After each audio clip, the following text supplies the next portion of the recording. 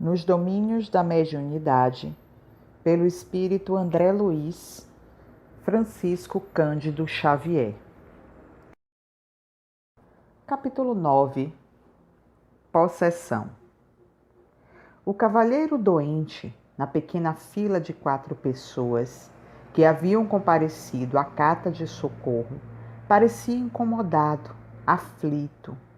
Articulava palavras que eu não conseguia registrar com clareza, quando o irmão Clementino, consultado por Aulus, disse cortês para o assistente: sim, já que o esforço se destina a estudos, permitiremos a manifestação.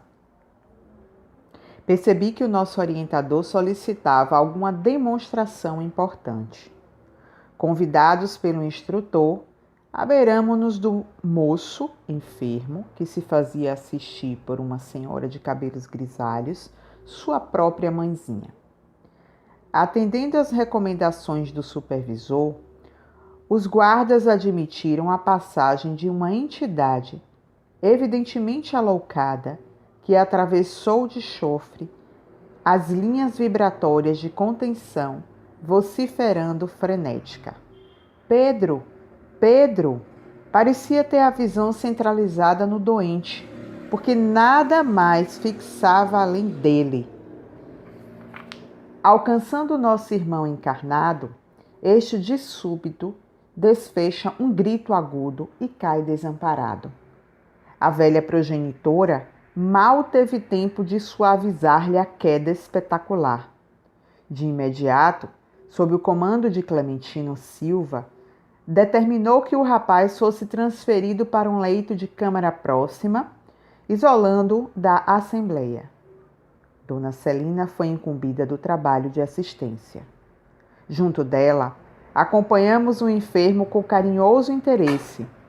As variadas tarefas do recinto prosseguiram sem quebra de ritmo, enquanto nos insulávamos no aposento para a cooperação que o caso exigia.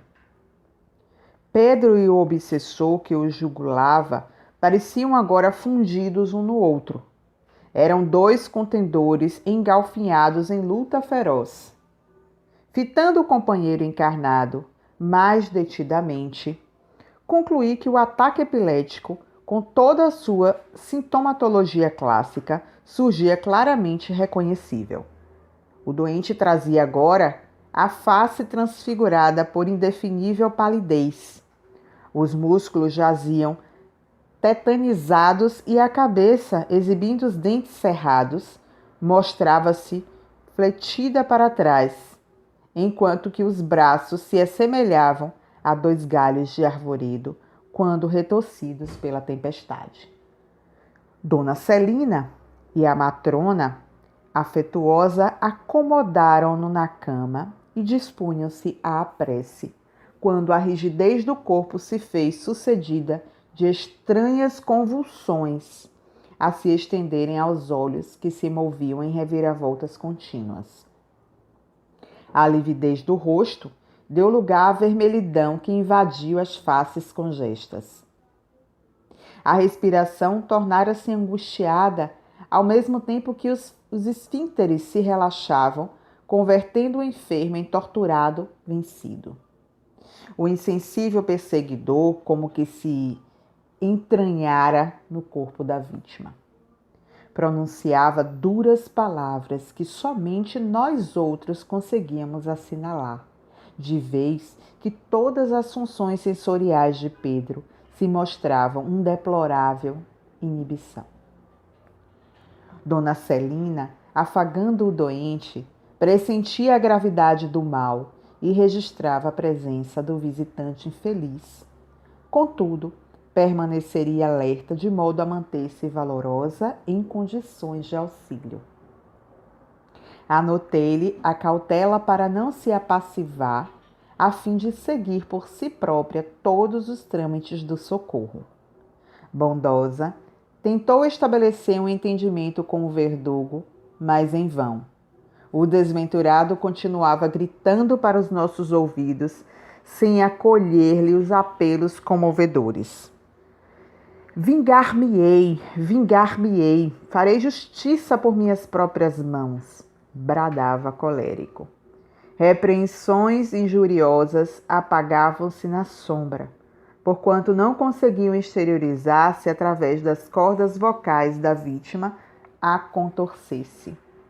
Permanecia o cavalheiro plenamente ligado ao algoz que o tomara de inopino. O córtex cerebral apresentava-se envolvido de escura massa fluídica. Reconhecíamos no moço incapacidade de qualquer domínio sobre si mesmo.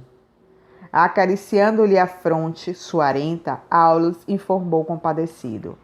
É a possessão completa ou a epilepsia essencial. Nosso amigo está inconsciente? Aventurou Hilário, entre a curiosidade e o respeito. Sim, considerado como enfermo terrestre, está no momento sem recursos de ligação com o cérebro carnal. Todas as células do córtex sofrem o bombardeio de emissões magnéticas de natureza tóxica.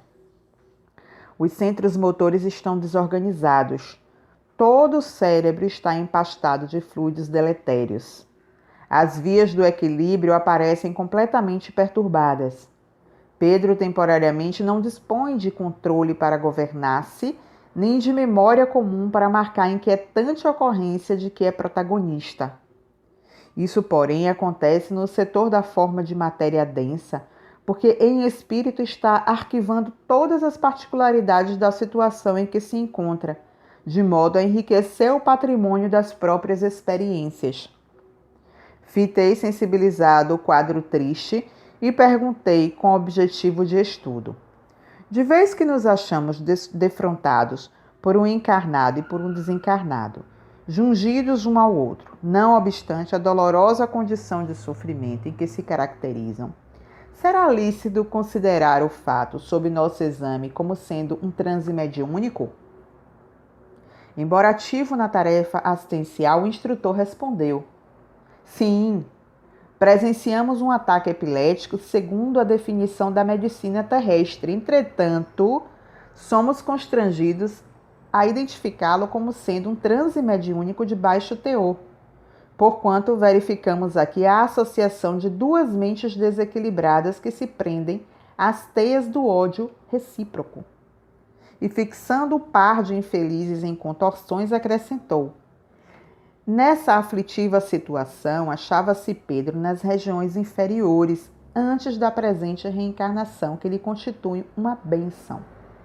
Por muitos anos, ele e o adversário rolaram nas zonas purgatoriais em franco duelo. Presentemente melhorou. Qual ocorre em muitos processos semelhantes, os reencontros de ambos são agora mais espaçados, dando aso ao fenômeno que observamos em razão de um rapaz ainda trazer o corpo perispirítico provisoriamente lesado em centros importantes. Nesse íntere, percebendo a dificuldade para atingir o obsessor com a palavra falada, Dona Celina, com o auxílio de nosso orientador, formulou vibrante prece implorando a compaixão divina para os infortunados companheiros que ali se gladiavam inutilmente. As frases da venerável amiga libertavam jatos de força luminescente a lhe saltarem das mãos e a envolverem em sensações de alívio os participantes do conflito. Vimos que o perseguidor, qual se houvesse aspirado a alguma substância anestesiante, se desprendeu automaticamente da vítima, que repousou, enfim, num sono profundo e reparador. Guardas e socorristas conduziram o obsessor semi-adormecido a um local de emergência. E enquanto Dona Celina ministrava um pouco d'água fluidificada à genitora do enfermo, chorosa e assustadiça, retomamos a conversação cordial. Apesar da carga doentia que suporta na atualidade, devemos aceitar o nosso Pedro na categoria de um médium? Perguntou Hilário atencioso. Pela passividade com que reflete o inimigo desencarnado, será justo tê-lo nessa conta. Contudo, precisamos considerar que antes de ser um médium, na acepção comum do termo, é um espírito endividado a redimir-se. Mas não poderá cogitar do próprio desenvolvimento psíquico? O assistente sorriu e observou. Desenvolver, em boa sinonímia, quer dizer retirar do invólucro, fazer progredir ou produzir. Assim compreendendo, é razoável que Pedro, antes de tudo, desenvolva recursos pessoais no próprio reajuste. Não se constroem paredes sólidas em bases inseguras. Necessitará, portanto, curar-se. Depois disso, então... Se é assim, objetou meu colega, não resultará infrutífera a sua frequência a esta casa? De modo algum. Aqui recolherá forças para refazer-se. Assim como a planta raquítica encontra estímulo para a sua restauração no adubo que lhe oferecem. Dia a dia, ao contato de amigos orientados pelo Evangelho, ele e o desafeto incorporarão abençoados valores em matéria de compreensão e serviço, modificando gradativamente o campo de elaboração das forças mentais. Sobreviverá, então, um aperfeiçoamento de individualidades, a fim de que a fonte mediúnica surja mais tarde, tão cristalina quanto desejamos. Salutares e renovadores pensamentos assimilados pela dupla de sofredores em foco expressam melhoria e recuperação para ambos, porque, na imantação recíproca em que se veem, as ideias de um reagem sobre o outro, determinando alterações radicais. Diante da nossa atitude cismarenta, no exame das questões complexas de que nos sentíamos rodeados, o assistente ponderou. Aparelhos mediúnicos valiosos naturalmente não se improvisam. Como todas as edificações preciosas reclamam esforço, sacrifício, coragem, tempo. E sem amor e devotamento não será possível a criação de grupos e instrumentos louváveis nas tarefas de intercâmbio. Voltando, porém, a atenção para o doente adormecido, Áuleos continuou. Nosso amigo está preso a significativo montante de débitos com o passado. E ninguém pode avançar livremente para o amanhã sem solver os compromissos de ontem. Por esse motivo, Pedro traz consigo aflitiva mediunidade de provação. É da lei que ninguém se emancipe sem pagar o que deve. A rigor, por isso, deve ser encarado como enfermo, requisitando carinho e tratamento. Em seguida, como se quisesse recolher dados informativos para completar a lição, tocou a fronte de Pedro, auscultando-a demoradamente. Decorrido alguns instantes de silêncio, informou. A luta vem de muito longe. Não dispomos de tempo para incursões no passado, mas de imediato podemos reconhecer o verdugo de hoje como vítima de ontem. Na derradeira metade do século findo, Pedro era um médico que abusava da missão de curar. Uma análise mental particularizada identificá-lo-ia em numerosas aventuras menos dignas. O perseguidor que presentemente lhe domina as energias era-lhe irmão consanguíneo, cuja esposa, nosso amigo doente de agora, procurou seduzir. Para isso, insinuou-se de formas diversas, além de prejudicar o irmão em todos os seus interesses econômicos e sociais, até incliná-lo à internação no hospício, onde estacionou por muitos anos, aparvalhado e inútil, à espera da morte. Desencarnando e encontrando na posse da mulher, desvairou-se no ódio de que passou a nutrir-se. Martelou-lhes, então, a existência e aguardou o além-túmulo, onde os três se reuniram em angustioso processo de regeneração. A companheira menos culpada foi a primeira a retornar ao mundo, onde mais tarde recebeu o médico delinquente nos braços maternais como seu próprio filho, purificando o amor de sua alma. O irmão atraiçoado de outro tempo, todavia, ainda não encontrou forças para modificar-se e continua vampirizando, obstinado no ódio a que se rendeu impensadamente. Respondendo com um olhar amigo à nossa expressão de assombro, acrescentou: penetramos forçosamente no inferno que criamos para os outros, a fim de experimentarmos por nossa vez o fogo com que afligimos o próximo. Ninguém ilude a justiça. As reparações podem ser transferidas no tempo, mas são sempre fatais. O ensinamento era simples, contudo, a terrível situação do enfermo, fatigado e triste, infundia no justificável espanto. Estudando sempre, Hilário considerou: se Pedro, no entanto, é ainda um médio torturado, que poderá fazer num agrupamento como este? O instrutor sorriu e obtemperou: o acaso não consta dos desígnios superiores. Não nos aproximamos uns dos outros sem razão. De certo, nosso amigo possui aqui ligações afetivas do pretérito com o dever de auxiliá-lo.